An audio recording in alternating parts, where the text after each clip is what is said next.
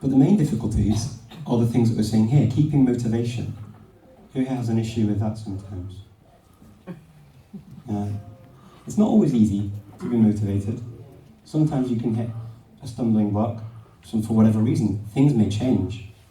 Give you an example of my life. I was supposed to go and live in Lebanon and work there for 4 years. And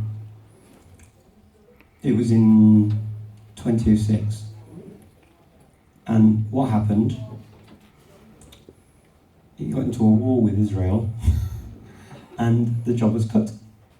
So there was this conflict and my job was cut. So my motivation to learn Arabic from being, I'm going to be immersed in the culture, went from here to somewhere down here. Because then I ended up going to Bosnia. Yeah? And so, things change in life, things beyond your control as well. And you have to recognize that and say, okay, look, it's okay that I've started a language, but if things have genuinely changed, why not? The languages are not, it's not just an even path for any language that you just say, I'm going to learn the language, I'm going to learn the language, you learn it, that's it. Has anybody just done that for every single language they've learned? No hands. Good. I'm glad you all agree with me. Okay, could be not enough money, so if you don't feel you can get out to the place, then to get to those C2 levels and keep it, maintain it, especially if you're talking about really obscure languages that you're not going to hear very often, that are not represented that well yet online, could be an issue. More likely it's you've not got enough time because of all the other commitments you have. But also, there are the other things that you've got, no access to native speakers, no access to materials, bad materials, things that just stop and hamper your progress, because languages are not all the same. You can't just get the same amount of materials or access to native speakers in every single language of the world. It doesn't work that way.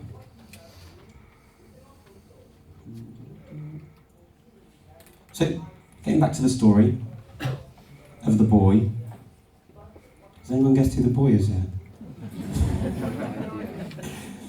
Did I make it really hard, didn't I, to guess? So the boy lives in Skopje, and this is my beautiful Skopje. This is the very new Skopje. You're surprised by that I say it's new? Does it look old? Yeah? This building's probably about 3-4 years old. Doesn't look it, does it? Athens, eat your heart out. And then that over there is the sort of more traditional, older Skopje that I really, really love. And why do I live there? Well, because I like languages so much and because I want to speak them and use them and I want to use as many as I can, living in a country like the Republic of Macedonia is an ideal setup for a polyglot. Because there are many, many languages spoken, there are lots of people to use the languages with, and I hear them every day, all the time, in real context, and they're languages also that I wouldn't have any materials for. So one of the languages I speak in my home language is Macedonian, and has anybody ever tried to look for materials in Macedonian? Yeah? How many did you find? When we found it for East Book, it was combined with other languages. Yeah. There was I think sort of like a grammar book that was probably about $60 out of my price range. And I think there's a Eurotalk, it's a CD-ROM thing, with the generic speakers and how, the world things there was that. Yeah, so like a CD-ROM, the Eurotalk, or a phrasebook, or a grammar that was expensive. There's one being published by Wisconsin University. There is, and that's the best one, Wisconsin University, Christina Kramer. That's the best book out, that's the one I used, in fact, to learn it. But that was the only one.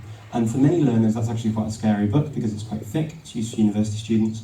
And also, once you get beyond that, there's no other materials really, except for the things that you get in the country.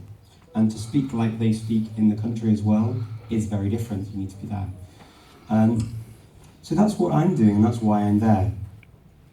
So if I think back to those questions about why am I not learning Why am I not learning those languages like Chinese, Japanese, Korean to these great C1, C2 levels?